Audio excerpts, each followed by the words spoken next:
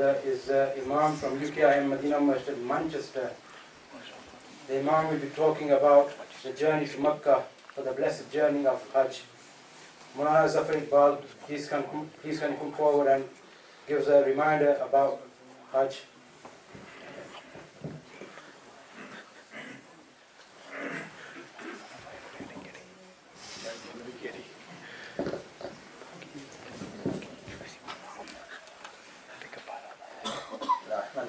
صلی علی رسولہ الکریم اما بعد فاعوذ باللہ من الشیطان الرجیم بسم اللہ الرحمن الرحیم وَلِلَّهِ عَلَى النَّاسِ حِجُّ الْبَيْتِ مَنِ اسْتَطَاعَ إِلَيْهِ سَبِيلًا وَمَنْ كَفَرَ فَإِنَّ اللَّهَ غَنِيٌّ عَنِ الْعَالَمِينَ صدق اللہ العظیم۔ میرے انتہائی محترم بزرگوں، بھائیوں، دوستوں، السلام علیکم ورحمۃ اللہ وبرکاتہ۔ وعلیکم السلام ورحمۃ اللہ وبرکاتہ۔ جیسا کہ آپ کو معلوم ہے کہ UK اسلام مشن کے سینٹر میں حج کے حوالے سے یہ پروگرام ارینج کیا گیا ہے۔ یہ انتہائی ہماری خوش نصیبی ہے کہ UK اسلام مشن اپنے سینٹروں کے اندر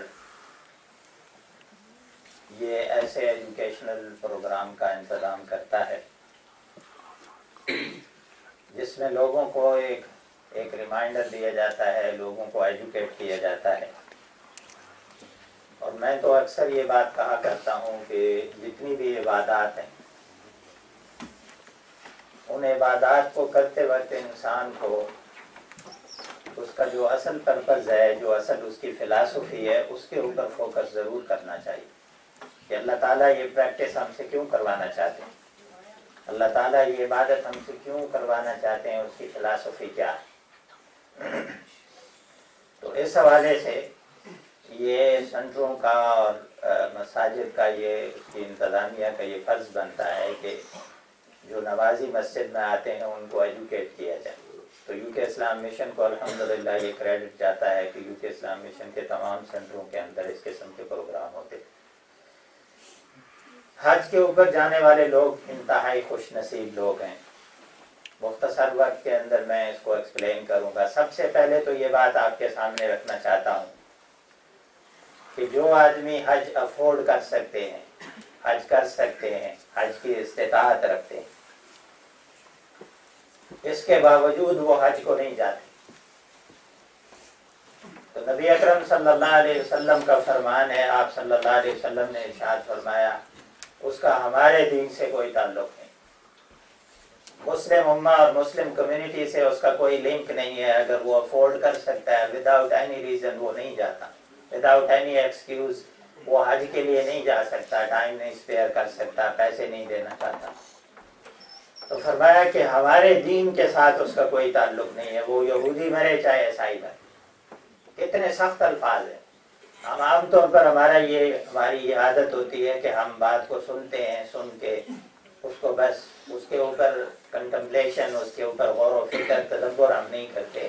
یہ بہت سخت الفاظ ہیں اللہ کے نبی صلی اللہ علیہ وسلم کہ ہمارے دین سے اس کا کوئی تعلق نہیں ہے، وہ یہودی مرے چاہے عیسائی مرے، کہ حج افورڈ کر سکتا ہے اس کے باوجود نہیں جاتا۔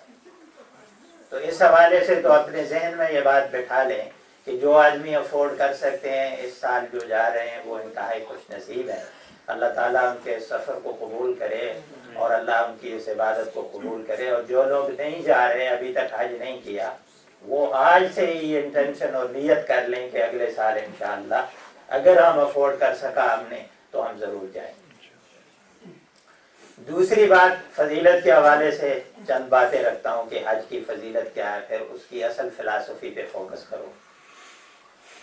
حضور اکرم صلی اللہ علیہ وسلم مسجد نبوی کے اندر تشریف فرما تھے اور آپ صلی اللہ علیہ وسلم کے سامنے صحابہ کی ایک گیدرنگ تھی۔ تو 2 آدمی انٹر ہوئے مین ڈور سے۔ ایک آدمی نے نبی علیہ الصلوۃ والسلام کے سامنے کھڑے ہو کر ایک کوسچن پوچھنا چاہا، وہ انصاری صحابی تھے۔ نبی اکرم صلی اللہ علیہ وسلم نے اس کو سٹاپ کیا اور فرمایا کہ اگر تم چاہتے ہو تو اس کوشچن کو ایکسپلین کرو, اگر تم چاہتے ہو تو میں ایکسپلین کر دوں کہ تم کیا پوچھنا چاہتے ہو. نبی اکرم صلی اللہ علیہ وسلم کے اس کوشچن پہ سارے صحابہ متوجہ ہو گئے. آپ صلی اللہ علیہ وسلم جب بھی کوئی سوال رکھتے تھے, یہ میرا خیال ہے جو لوگ ایجوکیشنسٹ ہوتے ہیں یا ایجوکیشن کے ساتھ وابستہ ہوتے ہیں انہیں پتہ ہے کہ کچھ سوالات کیے جاتے ہیں کہ لوگوں کو اپنی طرف متوجہ کرنے کے لیے. تو نبی علیہ الصلوۃ والسلام نے یہ مناسب سمجھا کہ لوگوں کو متوجہ کرنے کے لیے یہ کوشچن اس کے سامنے رکھا جائے. اللہ صاحب صلی اللہ علیہ وسلم کا معجزہ بھی تھا. تو اس نے کہا اللہ کے رسول صلی اللہ علیہ وسلم بہتر ہے کہ آپ ایکسپلین کر دیں. آپ صلی اللہ علیہ وسلم نے ایگزیکٹلی وہ کوشچن جو پوچھنا چاہتا تھا وہ ایکسپلین کر دیے. وہ نماز کے بارے میں تھے, میں اس کو اسکپ کرتا ہوں کیونکہ ہمارے ٹاپک سے اس کا تعلق نہیں تھا. وہ رکوع کے بارے میں تھے, نماز کے حوالے سے سجدہ کیسے ہوتا ہے. اس شخص نے گواہی دی کہ اللہ کے رسول میں گواہی دیتا ہوں کہ میرے مائنڈ میں ان کوشچن کے علاوہ اور کوئی کوشچن نہیں تھا. پھر دوسرا آدمی داخل ہوا, ایک ثقفی قبیلہ تھا, بنو ثقیف. اس قبیلے سے اس کا تعلق تھا. اس کو بھی نبی اکرم صلی اللہ علیہ وسلم نے ایگزیکٹلی یہ کہا کہ اگر تم چاہتے ہو تو میں ریپیٹ کر دوں کہ تم کیا پوچھنا چاہتے ہو, اور اگر تم چاہتے ہو تو تم خود ایکسپلین کر دو. اس شخص نے بھی یہی کہا کہ اللہ کے رسول صلی اللہ علیہ وسلم آپ ایکسپلین کر دیں تو بہتر ہے.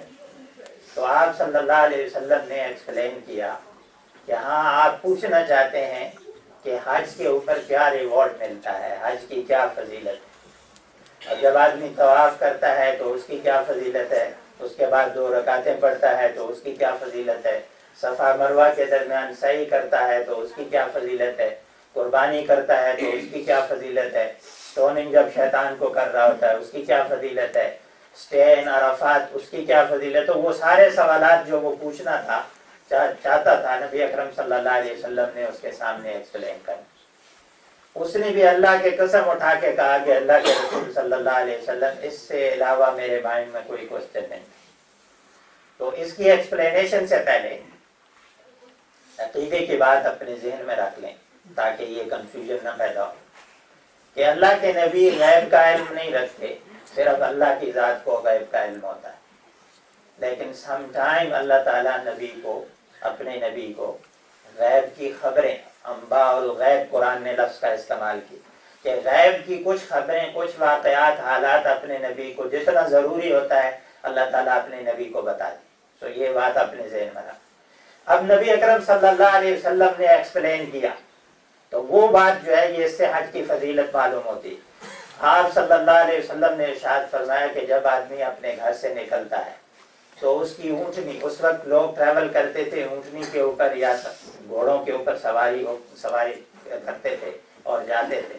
تو آپ صلی اللہ علیہ وسلم نے ارشاد فرمایا کہ اونٹنی جب ایک سٹیپ اپنا ایک قدم اٹھاتی ہے تو ایک گناہ آدمی کا معاف ہوتا ہے اور ایک درجہ اس کا بلند ہوتا ہے, اور جب وہ رکھتی ہے دوبارہ تو دوبارہ ایک گناہ معاف ہوتا ہے اور ایک درجہ اس کا بلند ہوتا ہے. اب پھر آپ اندازہ لگا لیں کہ دنیا کے مختلف کارنر سے جب لوگ وہاں اکٹھے ہوتے ہیں اور کتنے دور دراز سے لوگ سفر کر کے جاتے ہیں تو وہ کتنے سٹیپ اٹھاتی ہوگی اونٹنی, اور کتنے گناہ معاف ہوتے ہوں گے اور کتنے درجات بلند ہوتے ہوں گے. اس کو اگر آپ غور کریں, کیلکولیشن کریں تو یہاں سے جو لوگ ٹریول کر کے جائیں کتنے قدم بنتے ہوں گے. پھر آپ صلی اللہ علیہ وسلم نے ارشاد فرمایا کہ جب آدمی بیت اللہ کا طواف کرتا ہے تو اس پہ اس آدمی کو ایک بنو اسماعیل میں سے ایک غلام آزاد کرنے کا ثواب ملتا ہے. بنو اسماعیل ہاشمی خاندان میں سے, نبی علیہ الصلوۃ والسلام کی فیملی, اس میں سے ایک غلام, ایک سلیو کو فری کرنے کا ریوارڈ جتنا ہوتا ہے اتنا ریوارڈ اس کو ملتا ہے جب وہ طواف کرتا ہے خانہ کعبہ کے ارد گرد. آپ اندازہ لگائیں کہ ایک غلام آزاد کرنے کا, اور وہ بھی بنو اسماعیل سے, خاندان سے, نبی اکرم صلی اللہ علیہ وسلم کے خاندان سے ایک غلام کو آزاد کرنا, اس کا ریوارڈ حدیث پاک کے اندر اللہ کے نبی صلی اللہ علیہ وسلم نے اس کو خود ایکسپلین کیا ہے. فرمایا کہ اگر کوئی آدمی ایک غلام آزاد کرتا ہے تو قیامت کے دن اس غلام کے ہر پارٹ کے بدلے میں جسم کے ہر پارٹ کے بدلے میں اس کے پارٹ کو جہنم سے آزاد کر دیا جائے.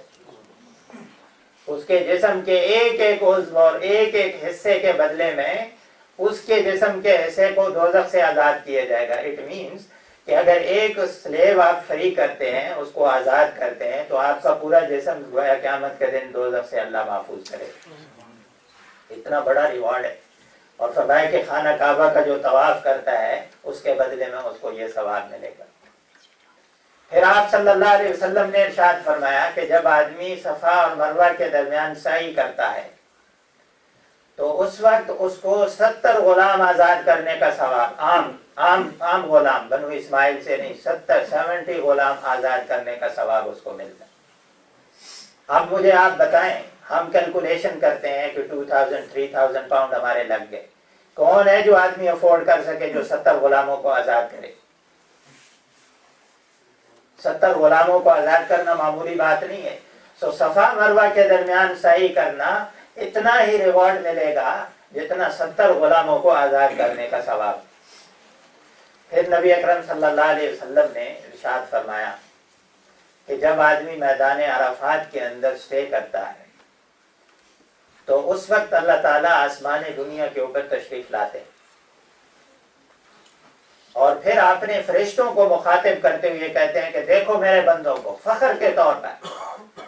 یعنی اللہ تعالیٰ فخریہ اعلان کرتے ہیں کہ دیکھو میرے بندوں کو، کہ جن کے جسموں کے اوپر ڈسٹ پڑی ہے، جن کے بال بکھرے ہوئے ہیں. آپ امیجن کریں اس وقت کا سفر، جب یہ فیسلٹیز نہیں تھی، جب یہ آسانیاں نہیں تھی کہ لوگ جو ہیں وہ جہازوں کے اوپر سفر کرتے ہیں اور لوگ شاور لیتے ہیں اور کوئی مطلب تکلیف نہیں ہوتی. آج کا حج اتنا آسان ہو چکا ہے، لیکن اس زمانے میں آپ اندازہ لگائیں 2-3 منتھ لوگ سفر کرتے تھے اور پانی کی شارٹیج ہوتی تھی لوگوں کے پاس غسل کرنے کے لیے. سو جسم کے اوپر ڈسٹ پڑی ہوئی ہے، لباس میلا کچیلا ہے، بال بکھرے ہوئے ہیں.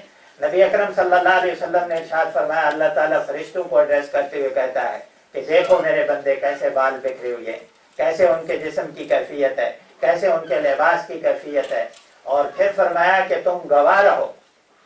اللہ تعالیٰ اپنے فرشتوں کو مخاطب کرتے ہوئے کہتا ہے کہ تم گواہ رہو کہ اس میں اپنے ان بندوں کو میں نے معاف کر دیا ہے. اور الفاظ حدیث کے کیا ہیں کہ اگرچہ ان کے گناہ کا عدد الرمل،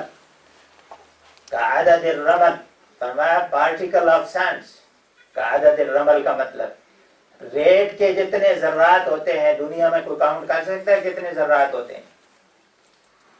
فرمایا کہ اگرچہ ان کے گناہ ان ریت کے ذرات کے برابر ہی کیوں نہ ہو.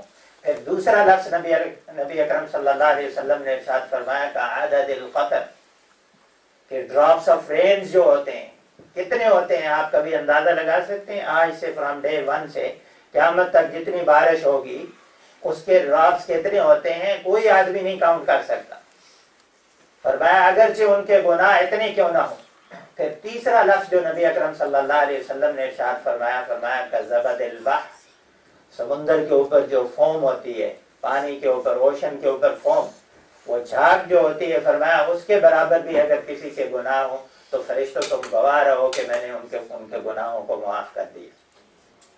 اب اتنے گناہ کس آدمی کے ہو سکتے ہیں؟ ذرا غور کرنے والی بات ہے نبی اکرم صلی اللہ علیہ وسلم کے فرمان. اسی لیے نبی اکرم صلی اللہ علیہ وسلم نے جب آپ صلی اللہ علیہ وسلم حج فرما رہے تھے تو آپ نے حضرت بلال رضی اللہ تعالی عنہ کو مخاطب کرتے ہوئے فرمایا، جب میدان عرفات سے لوگ سفر کر رہے تھے اس وقت آپ نے حضرت بلال کو کہا کہ ایک اناؤنسمنٹ کر دیں اور لوگوں کو بتا دیں کہ آج کے دن سب سے بڑا گناہگار وہ آدمی ہے جو اپنے دل میں ڈاؤٹ رکھے اپنے مائنڈ کے اندر کہ پتہ نہیں مجھے میرے اللہ نے معاف کیا ہے. یہ آدمی سب سے بڑا گناہگار ہے. اسے میک شور ہونا چاہیے، وہ سرٹن ہونا چاہیے اس کو کہ میرے اللہ نے مجھے معاف کر دیا. اور میں وہ آدمی سب سے بڑا گناہگار ہے جس کے مائنڈ میں ڈاؤٹ ہے کہ میرے اللہ نے مجھے معاف نہیں کی.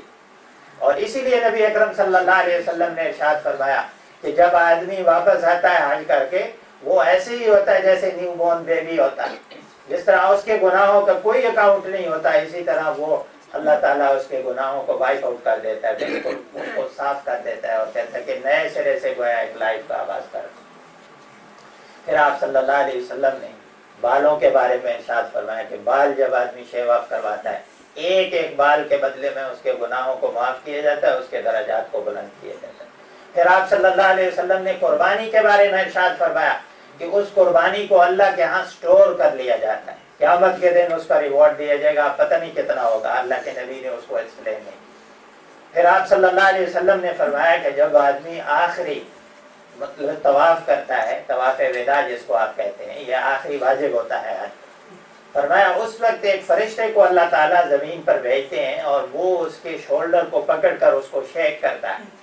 اب یہ ہمیں ریئلائز نہیں ہوتا، لیکن اللہ کے نبی کی زبان پر ہمیں یقین ہے کہ اللہ کے نبی صلی اللہ علیہ وسلم نے یہ فرمایا۔ تو آپ صلی اللہ علیہ وسلم نے فرمایا وہ فرشتہ اس کے شولڈر کو شیک کر کے اس کو ہلا کے کہتا ہے کہ بھائی جاؤ، تمہارے سارے گناہ معاف ہیں، اور فرمایا کہ جاؤ تم، نہ صرف تمہارے گناہ معاف ہیں بلکہ تم جس کی سفارش کرو گے اس کے بھی گناہ معاف ہو گے۔ اس لیے نبی اکرم صلی اللہ علیہ وسلم نے ارشاد فرمایا کہ جب آدمی حج سے واپس آ رہا ہوتا ہے، آپ گھر سے پہنچنے سے پہلے آگے بڑھیں، اس کو ویلکم کہیں، اس کے ساتھ ہاتھ ملائیں اور اس سے ریکویسٹ کریں کہ وہ آپ کی مغفرت کی دعا کریں۔ اسی لیے فرمایا گیا ہے کہ اللہ کے نبی نے یہ وعدہ کیا ہے کہ اللہ یہ فرماتے ہیں کہ جس کی وہ سفارش کرے گا اللہ اس کی بھی مغفرت کرے گا۔ تو یہ آپ اندازہ لگا لیں کہ یہ ایک حدیث مبارکہ اس کا خلاصہ میں نے آپ کے سامنے بیان۔ اس کے باوجود اگر ہم کیلکولیشن کریں کہ 3000-4000 پاؤنڈ ہمارے لگ جائیں گے، تو میں سمجھتا ہوں کہ یہ ہماری بہت ہی یوں سمجھ لیں کم علمی، ناسمجھی ہے، ہماری انڈرسٹینڈنگ کا لیول بہت کمزور ہے، اس وجہ سے کہ ہم دنیا کی کیلکولیشن کرتے ہیں، اس پہ جو ریوارڈ مل رہا ہے، جو اللہ کے نبی نے وعدہ کیا، اس پہ ہمارا یقین نہیں، اور ہمارا ایمان کمزور ہے میرے بھائی۔ میں تو یہ اکثر کہتا ہوں لوگوں کو کہ دنیا کے فیکٹس پر ہمارا یقین ہے، لیکن آخرت کی جو فیکٹس ہیں ان کے اوپر ہمارا یقین نہیں۔ اگر ہمیں ڈاکٹر کہہ دے نا کہ آپ ڈائبیٹک ہیں، اور اگر آئندہ آپ نے شوگر کا استعمال کیا تو آپ کی لائف کو رسک ہوگا، ہم 50 سال 60-70 سال ہم شوگر کا استعمال کرتے ہیں، وہ ایک ہیبٹ ہماری بن جاتی ہے، ایک نیچر بن جاتی ہے، اس کے باوجود ہم ڈاکٹر کی ایڈوائس پر اس بات کو چھوڑ دیتے ہیں۔ ہم کہتے ہیں، ہم سمجھتے ہیں کہ یہ دنیا کی ایک فیکٹ ہے، ہم ڈاکٹر کی بات پہ بلیو کر لیتے ہیں، لیکن اللہ اور اس کا رسول جو کہتا ہے اس پہ ہمارا بلیو نہیں، اس لیے کہ ہمارا ایمان کمزور ہے، ہمارا نالج کا وہ لیول نہیں ہے جو ہونا چاہیے۔ تو اس لیے یہ حج کی فضیلت ہے۔ اب میں دوسری بات پہ آتا ہوں، ٹائم شارٹ ہے، کہ اصل میں یہ پریکٹس اللہ تعالیٰ کیوں کروانا چاہتے ہیں؟ کہ یہ دیکھیں، بظاہر حج کے اندر کوئی عبادت نہیں ہے، حج ایک پریکٹس کا نام ہے، ایک پروسیس ہے۔ بیت اللہ کے گرد آپ طواف کر رہے ہیں، گھر سے جا رہے ہیں، صفا مروہ کے درمیان صحیح ہے، میدان عرفات میں جاتے ہیں، سب سے نبی اکرم صلی اللہ علیہ وسلم نے ارشاد فرمایا الحج عرفہ، حج نام ہی عرفہ کا ہے۔ تو عرفات میں کیا کرتے ہیں؟ صرف وقوف عرفات کرتے ہیں، وہاں کوئی اور عبادت تو نہیں ہے۔ لیکن یہ سب کچھ کیوں کرایا جاتا ہے؟ سب سے پہلے آپ دیکھیں، گھر سے ہم چلتے ہیں اور احرام سے نکلتے ہیں، احرام پہن کے، یہ انسان کو ایک ریمائنڈر دیا جاتا ہے، ایک پریکٹس کروائی جاتی ہے کہ بھائی آج تم اپنی مرضی سے جہاز کے اوپر چڑھ رہے ہو اور سفر کر رہے ہو، اپنی مرضی سے اپنے گھر کو چھوڑ رہے ہو، اپنی مرضی سے اپنے بزنس کو چھوڑ رہے ہو، اپنی مرضی سے اپنی فیملی کو چھوڑ رہے ہو، لیکن ایک وقت آئے گا کہ تمہاری مرضی نہیں چلے گی، تمہیں اپنا گھر چھوڑنا پڑے گا، تمہیں اپنی فیملی چھوڑنی پڑے گی، تمہیں سب کچھ چھوڑنا پڑے گا، دنیا کی ہر چیز کو چھوڑنا پڑے گا، لیکن اس وقت تمہاری مرضی نہیں ہوگی، وہ کسی اور کی مرضی۔ آج تم اپنی مرضی سے جہاز کے اوپر قدم رکھ رہے ہو، اس دن تم اپنی مرضی سے کسی کے شولڈر پہ نہیں جاؤ، کوئی دوسرا تمہیں اپنے شولڈر پہ اٹھا کے لے جائے گا اور قبر کی طرف تمہیں لے جائے گا۔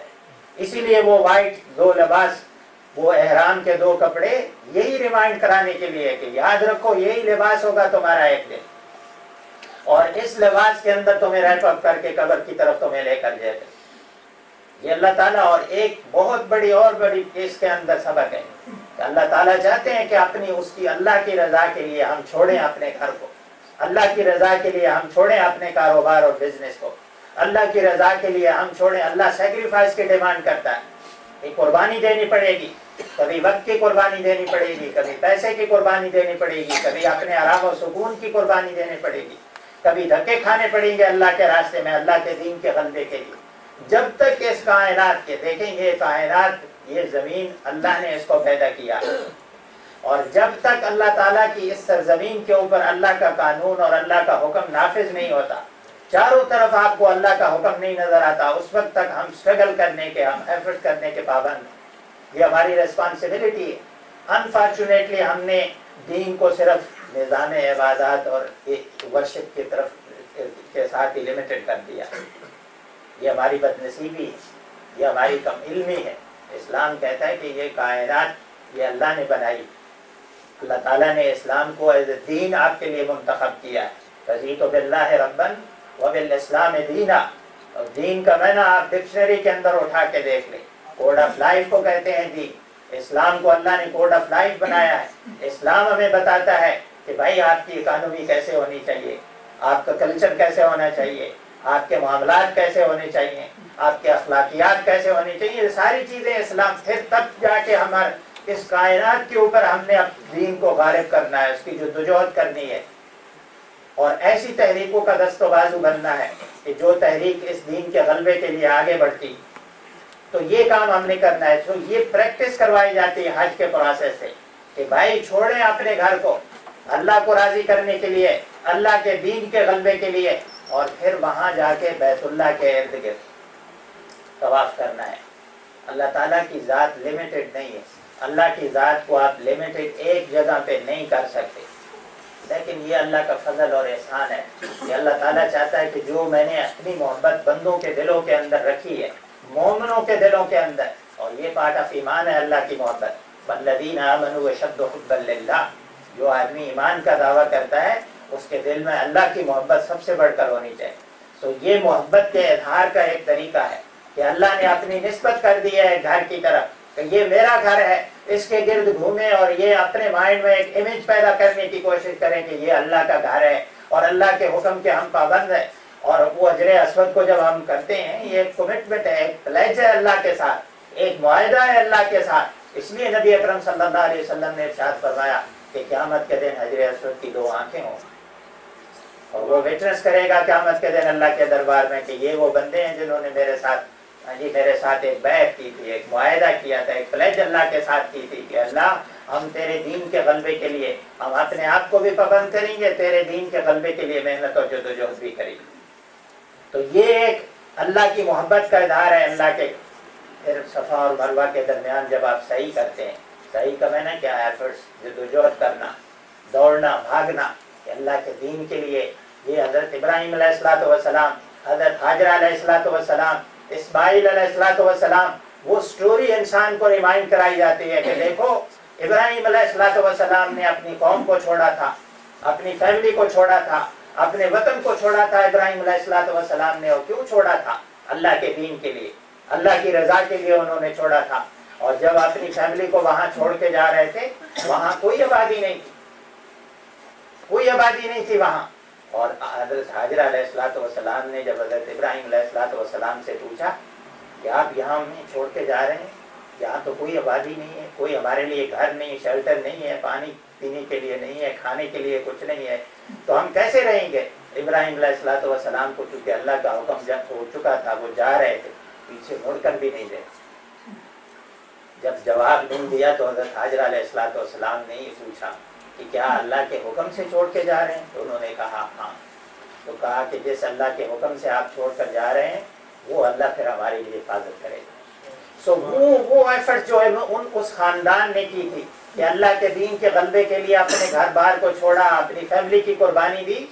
یہ پریکٹس کروائی جاتی ہے کہ اس جدوجہد کو دیکھیں، اس قربانی کو دیکھیں جو ابراہیم علیہ الصلوۃ والسلام نے کی تھی اللہ کے دین کے لیے۔ نبی اکرم صلی اللہ علیہ وسلم کی پوری سٹوری وہاں گھومتی ہے۔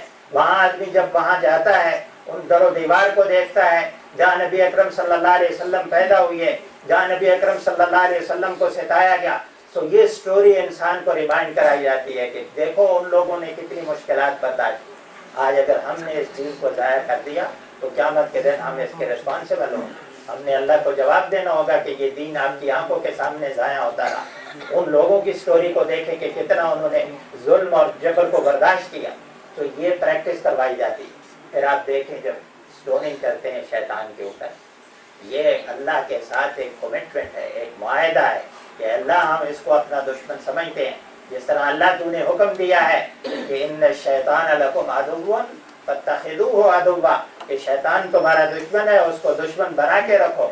یہ آپ کمٹمنٹ کرتے ہیں اللہ کے ساتھ کہ اللہ ہم اس کو دشمن بنا کے رکھیں گے, اے اللہ ہم اس کے راستے پر نہیں چلیں گے. یہ پرامس کر کے وہاں ہم آتے ہیں, یہ پریکٹس کروائی جاتی ہے کہ یہ شیطان تمہارا دشمن ہے, یہ اس کے راستے کو فالو نہیں کرنا ہے, اس کو چھوڑنا ہے, اب دوسرے اپوزٹ راستے پہ جانا ہے. اس طرح اس نے ٹرائی کی تھی ابراہیم علیہ السلام کو ڈائیورٹ کرنے کی کہ اللہ کے راستے پر آپ نہ جائیں, قربانی نہ دیں اپنے بیٹے کی. وہ ہم نے عملاً اپنے عمل سے اس کا اظہار کرنا ہے کہ ہم شیطان کی بات کو نہیں مانیں. طاغوتی سسٹم جو اس دنیا کے اندر قائم ہو چکے ہیں, طاغوتی نظام جو قائم ہو چکے ہیں, ہم ان کے خلاف فائٹ کریں گے. یہ کمٹمنٹ کر کے آتے ہیں ہم اپنے اللہ. اسی طرح قربانی کی پریکٹس کروائی جاتی ہے.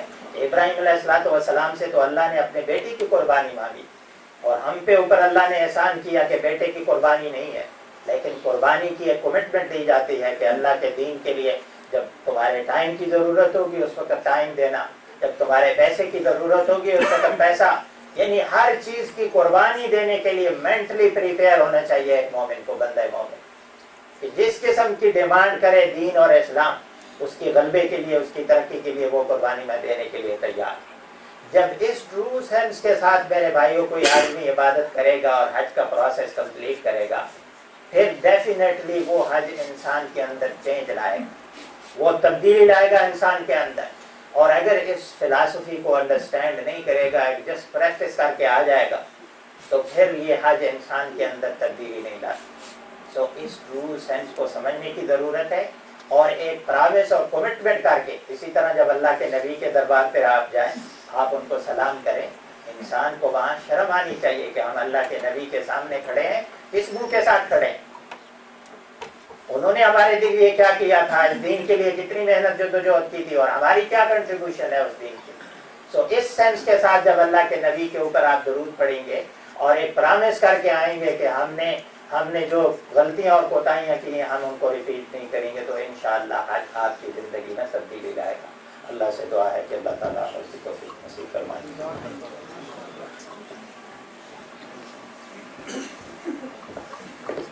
MashaAllah, very strong reminder by Maulana Zafar Iqbal. May Allah subhanahu wa ta'ala give us all the tawfiq to go on Hajj.